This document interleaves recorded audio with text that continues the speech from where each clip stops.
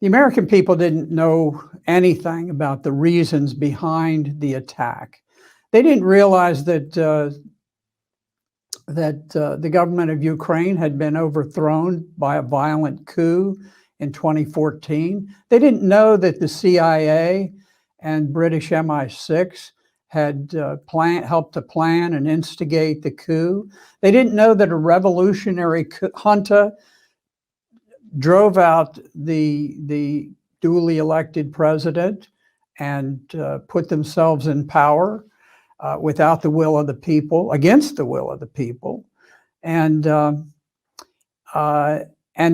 really led to the war that we have today, because there were a couple of places, the Crimea, which had always been Russian except for a brief period when it was Ukrainian, and then what we call the Donbass, which is an area that adjoins the line between Ukraine and Russia. So it's physically annexed to Russia. Those two areas, the Donbass and the Crimea, refused to recognize the revolutionary junta. The revolutionary junta hated Russian-speaking Ukrainians. Now, you might understand that if we're talking about some trivial number, but 30% of all Ukrainians speak Russian as their first language.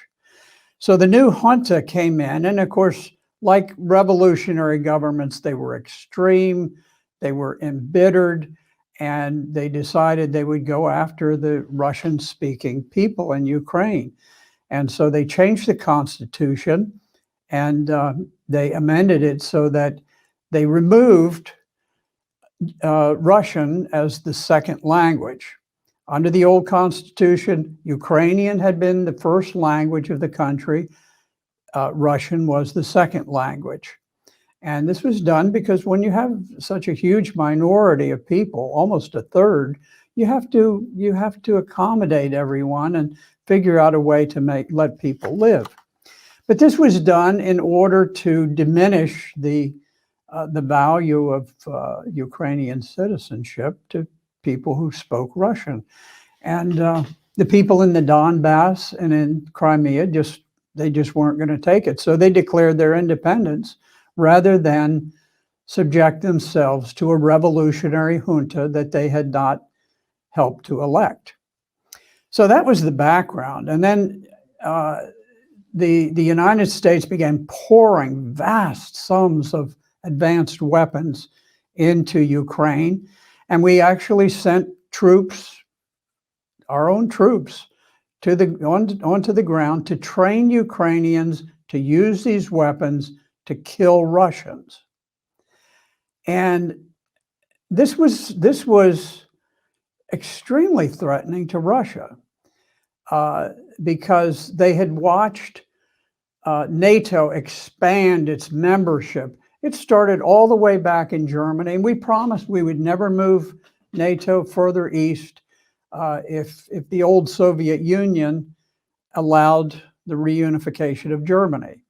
But we broke that pledge, and we began marching inexorably 1,000 miles towards the Russian border. And finally, now the conflict was right on the border in Ukraine, and Russia tried desperately to get NATO to agree to some sort of a peace arrangement that would avoid a conflict. In late 2021, President Putin and Minister Lavrov put forward specific written proposals to NATO to set up a framework for peace in that area, including Ukraine. But NATO just blew them off. And the reason was that NATO had intended to create this war, to cause this war from the outset. And the war is what they wanted. They didn't want peace, they wanted war. That's why they dumped all these weapons in.